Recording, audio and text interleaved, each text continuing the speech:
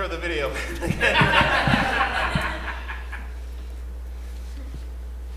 It's your line. All right, sorry. Hello, Grand Rapids, and thank you for joining us this evening. I'm your anchor, Trevor Swanson. And I'm your other anchor, Sean Francis. And because some of us are still recovering from the 4th last week, but we still have all of our fingers, right?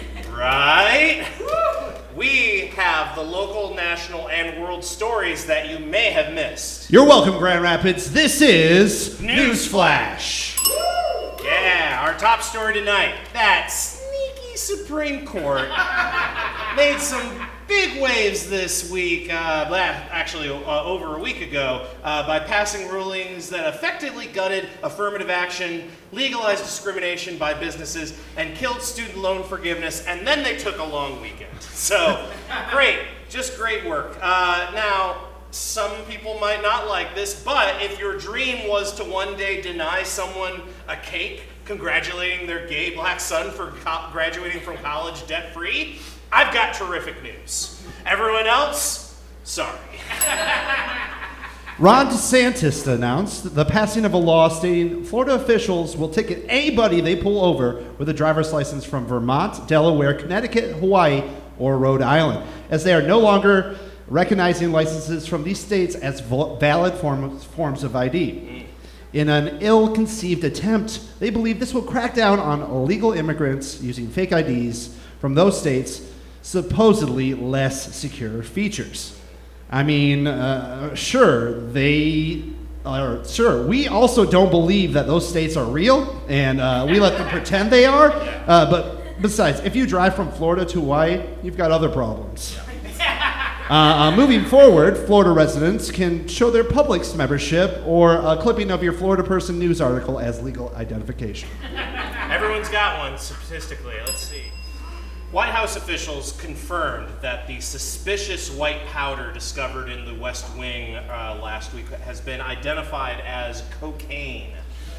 Said President Biden in a statement, "I hope whoever is responsible gets the help they need, just like my son Hunter, who managed to stay away from that stuff for one more day. Proud of you, buddy. The only Coke my boy Hunter's getting into these days is a cold, refreshing glass of Coke Zero. I like a cherry vanilla Coke Zero myself. That's just me. Hunter says once you start adding all those extra flavors, you might as well just get a Dr. Pepper. And I say, heck, pardon my French, if that's a good idea. I love me a Dr. Pepper. They've got that cherry vanilla Dr. Pepper too. Have you tried the new Dr. Pepper strawberry cream? That stuff is the bomb. Anyway, yeah, no idea where that blow came from."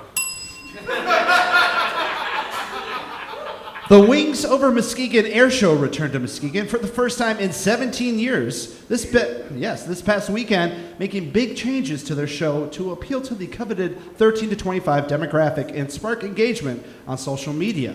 Wings released this season's top ships like the EP E3 Aries 2 and the Beach 18. Ooh, hot. Or the UH-60 Blackhawk and the North American B-25J, a.k.a. Georgie's Gal. Ooh, look at Georgie's Gal. Or the Super Cub PA-18 Amphibious, and the 1976 Cessna 150 Commuter. Ooh, or the 1973 Cessna 172M Skyhawk and the 1970 Cessna 177B Cardinal. Ooh. Or, I don't want to get you too excited, but everybody's favorite, the P-51 Mustang Swamp Fox and the A-10 Heritage. Woo. They finally answer the will they, won't they question. They will, and they won't.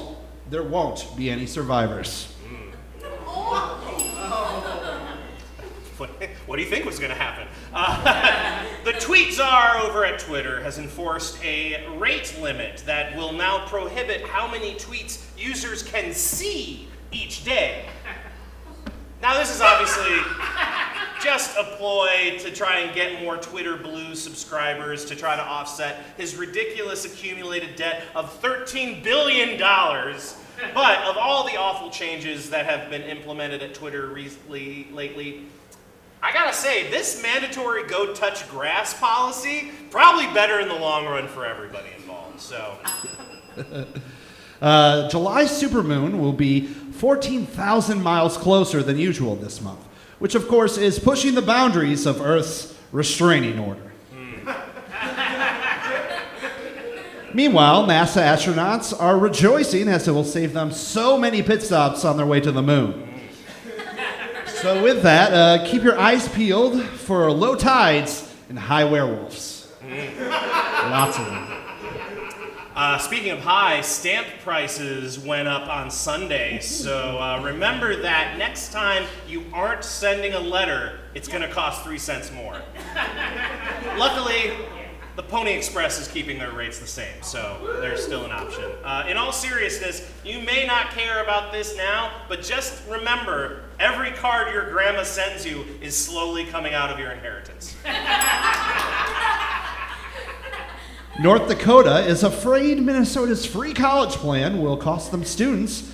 And while it's true tuition may be cheaper in Minnesota, the real gotcha is that you'll still be in Minnesota. I mean, I don't hear South Dakota complaining. Wait, does South Dakota have colleges? Wait, does North Dakota have colleges? Oh, you betcha! Minnesota, come for the free tuition, stay for the hot dish. Love a hot dish.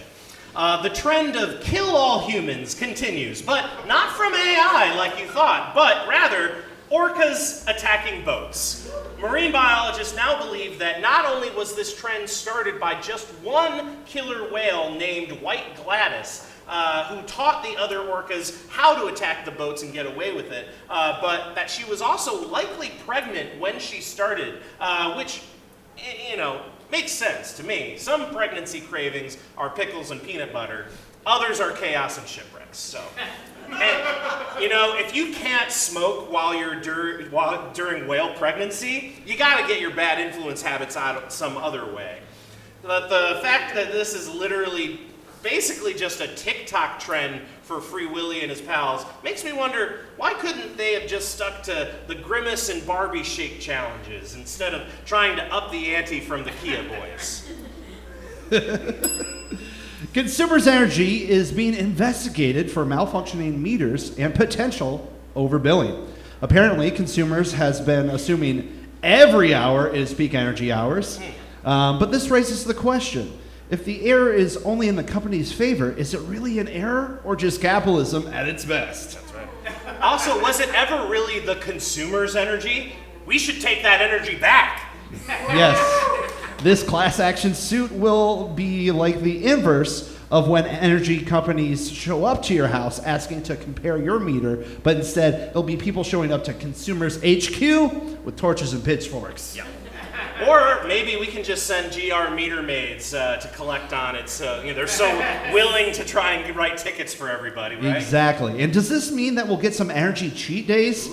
I could use a 24-hour AC blast or a smoothie blender orgy in a bounce house inflate party. Yeah. Am I right, y'all? Yeah, sounds great. Give me that. Consumers apparently tried to calm their frustrated customers by saying, baby, baby, baby, no, when I'm with you, a kilowatt hour really did feel like 2 kilowatt hours. Baby, baby, baby.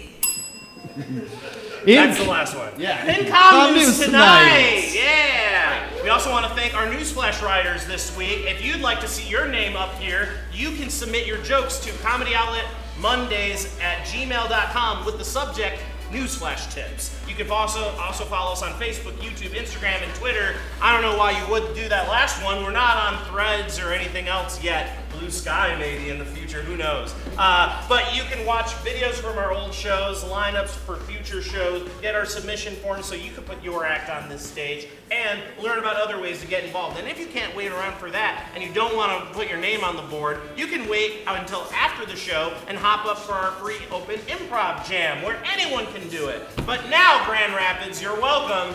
Newsflash, this is Comedy Outlet Monday!